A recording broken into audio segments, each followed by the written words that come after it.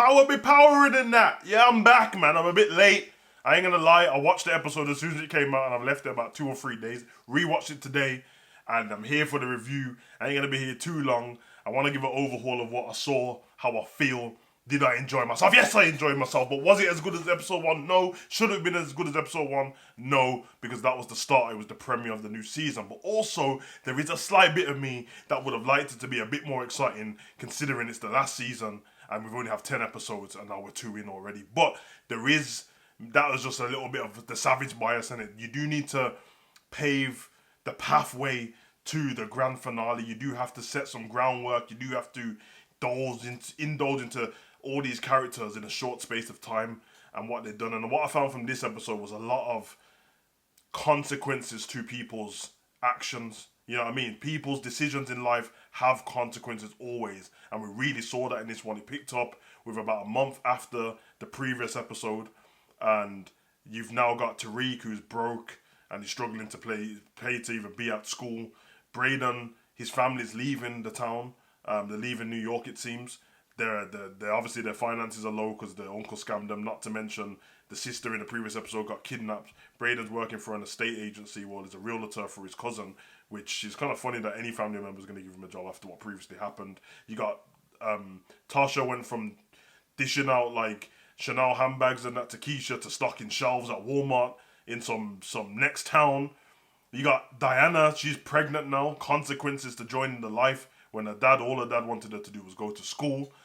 Tariq, you know what I mean? It's like, realistically, I don't want to be that guy, but basically from this episode, you get that everything that Ghost said to Tariq and Tasha for the last season of Power, especially in that last season, the last couple of episodes. I think the best episode to go and watch is Scorch the Earth or Nobody Can Stop Me Now, I think it is.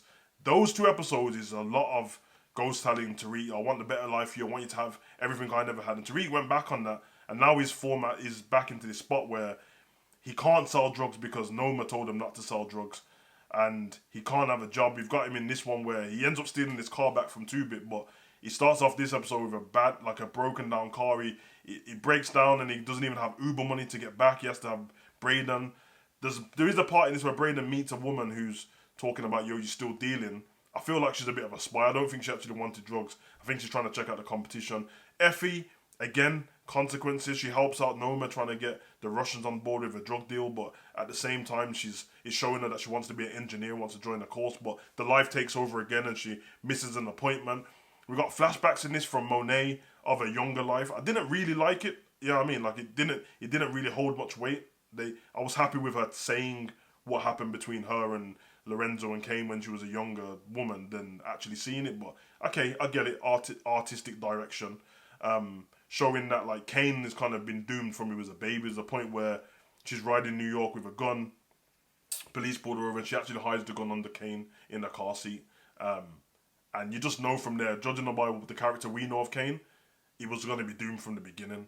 You know what I mean? But she's trying to change her ways in this. She overhears Diana and Drew having a conversation about how bad she's been as a mother and stuff, and she's trying to change her ways. And a lot of, symbolism in this, talking about the phoenix rising from the ashes and stuff. And what you will find out in this is, what I taken from this, especially with previous episodes in season 1 of Power Book 2, when Tommy was speaking to Tariq and he did that particular conversation he had with him when he said that your dad found out you can't be a civilian and a gangster, you need to make your mind up. And Tariq has been toying with trying to do both things the whole time, be a student, but it's all starting to catch up on him now. I mean, realistically, I'm actually surprised that Tariq's still at this school, even just on reputation. Jabari Reynolds died, Cary Grant died, they found a police officer dead who got killed on campus, well, not far away from campus as well, that Rodriguez youth. Now you've got this random school shooter who's not a school shooter getting found on campus, getting caught with drugs, all the stuff with Lauren and the phone tapping. Realistically, he shouldn't be at that school anymore. But I think the switch has been turned. Tariq wants the better life, he wants the money, and you see a conversation between him and Braden like, yo, forget it, I know what I can do. He steals the car back, they're going to start selling drugs again, I think. And I think in this episode, you've seen Tariq choose to be a gangster, forget civilian. I don't think it's going to happen for him.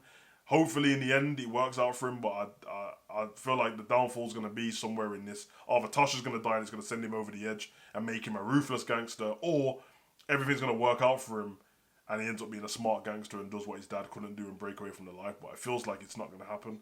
Obviously, Agent Carter was sprinkled in throughout this. He's a dangerous guy. Don't know what yet, but he booked Davis. He just ended up in Davis's apartment and threatened him. Spoke to Tariq. Tariq tried to play the child thing with him, but it didn't work. And it's kind of funny because Tariq's been doing the clueless child act from when he was riding with Kanan, but he's growing up. So bit by bit, people are starting to see through it.